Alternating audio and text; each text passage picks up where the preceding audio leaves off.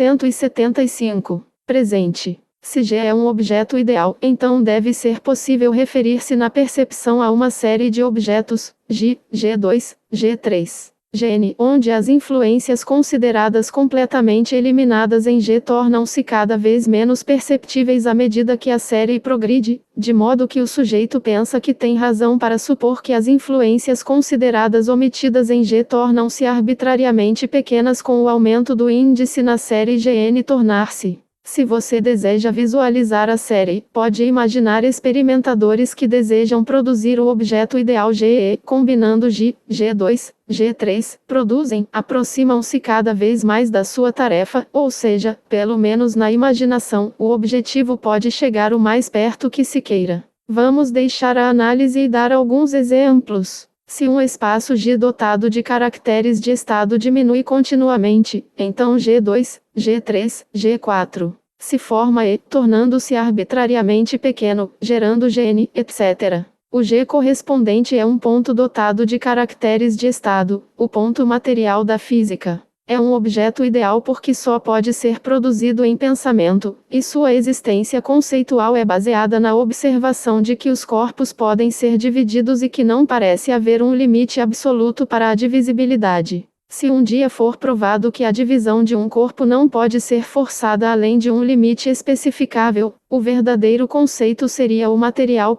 Tornou-se obsoleto porque a série de objetos naturais G1, G2, G3, Gn não teria mais o ponto como limite. Mas se essa possibilidade sempre existirá, então a suposição de que o limite de a série não é uma extensão, mas um ponto, um forte suporte em sua economia, porque a suposição de um limite estendido da série requer um motivo para a formação e extensão do objeto de fronteira e, portanto, seria menos econômico do que a suposição do ponto material. Quando o químico fala em chumbo puro, trata-se de um objeto ideal. Chumbo puro significa um espaço. 176, que tem certos caracteres de estado imutáveis, por exemplo, uma certa relação entre temperatura, expansão e dureza. O calor e as diversas sensações táteis em uma determinada superfície, a do chumbo, devem, portanto, manter uma relação característica. O conceito é uma soma de relações persistentes de vários tipos, que podem ser testadas submetendo o chumbo natural às mais diversas influências e encontrando-as aproximadamente confirmadas.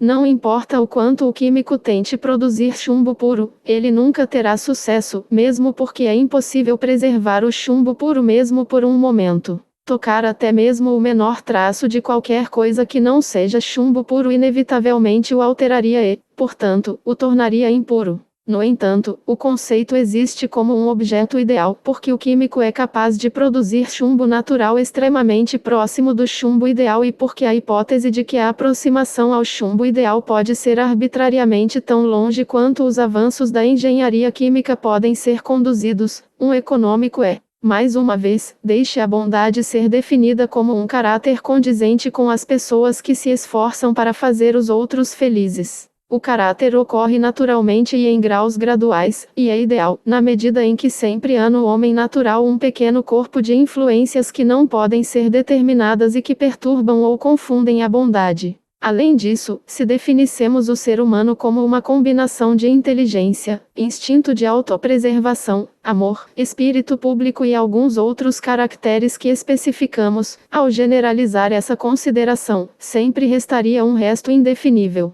Este resto quase poderia ser eliminado, pelo menos intelectualmente, pela educação apropriada da pessoa em consideração. Suas ações seguirão então uma regra, ele é quase Majid. Assim, é satisfeita a condição de que uma série de objetos naturais pode ser demonstrada que se aproximem arbitrariamente do objeto ideal definido, o Majid, de modo que personagens como os que acabamos de mencionar podem ser entendidos como objetos ideais. 177. Por outro lado, se definisse a malícia como um caráter que aspirava a causar sofrimento aos outros, em vão procuraria uma gradação de pessoas nas quais a malícia pura agisse cada vez mais clara e desinibidamente como motivo. Isso decorre não apenas da experiência, mas também teoricamente da conveniência do desenvolvimento. Seria, portanto, errôneo considerar o homem malicioso como um objeto ideal, e, como capaz de gerar ou definir um Majid. A maldade é apenas algo negativo, ou seja, a falta de amor pelos outros, e essa falta nunca é absoluta, mas apenas como uma falta relativamente pequena ou ocasional.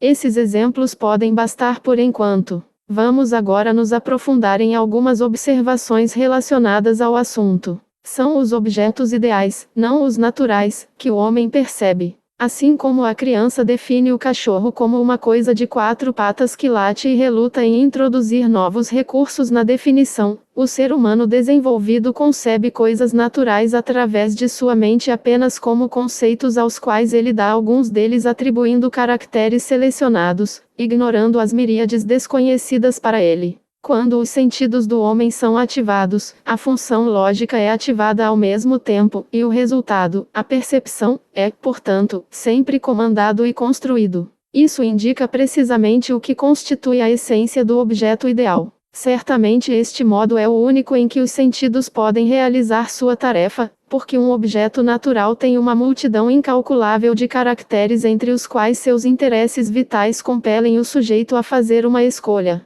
No entanto, o número de caracteres que podemos perceber ao mesmo tempo é muito grande. Observamos uma paisagem de relance e recebemos impressões de cor, brilho, design, movimento, bem como impressões auditivas. Todas as diferentes sensações aparecem ordenadas e unidas em um todo. Se um pintor quisesse imitar a imagem através de sua arte, Lasker disse, The Understanding of the World, 12. 178, ele teria que fazer 10.000 movimentos de mão para deixar gradualmente emergir os personagens estatais que de repente concebemos na natureza e simular a sensação geral da paisagem através do quadro pintado. A forma também é apreendida, composta e percebida como uma série dos caracteres de forma mais simples. Quando vemos uma linha, inconscientemente nos perguntamos se é reta ou torta, e vemos a curvatura em arcos. O arco que se eleva acima de uma corda ou se afunda abaixo dela, uma vez subindo ou descendo, é a parte elementar de uma linha percebida.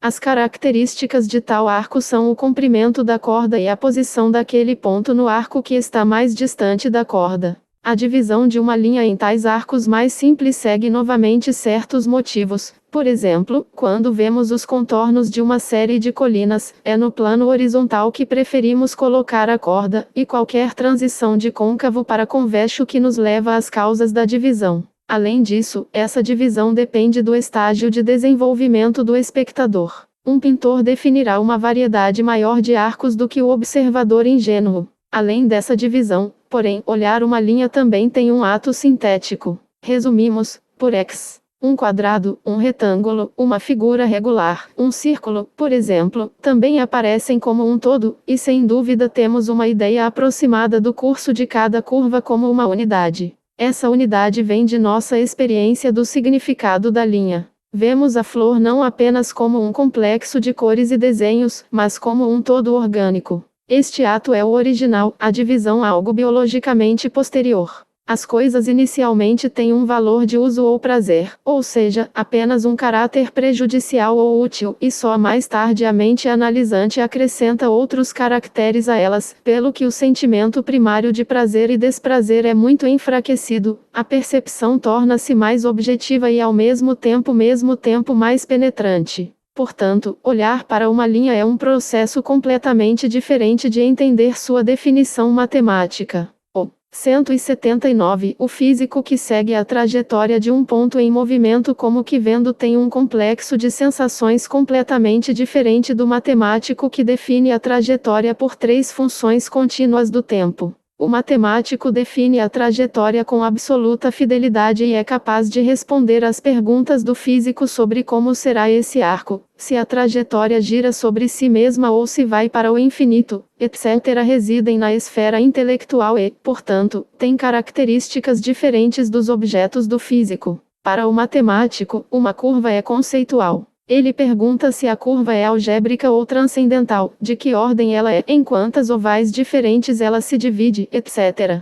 E a cada um dos caracteres corresponde uma série de números que expressam um grau de dificuldade de concepção. Por exemplo, se ele considera uma equação do grau n, o número n tem um valor emocional como tensão ou realização. Com N a equação é algo bem conhecido. Com N2 há um leve enfraquecimento desse sentimento. Com N3 um enfraquecimento maior. Com grandes números de N o matemático perde quase toda a confiança em si mesmo, enquanto com N como um número indefinido, lembrando a teoria de Galois, cheio de esperança e autoconsciência. De forma muito análoga, todos os personagens do matemático surgiram como indicadores de dificuldade e familiaridade. Ele organiza os conceitos em séries, sendo cada uma dessas séries uma característica, por assim dizer, na qual um conceito a ser determinado, que compartilha a característica, busca seu lugar. A questão pode muito bem ser levantada se os objetos do matemático também são ideais.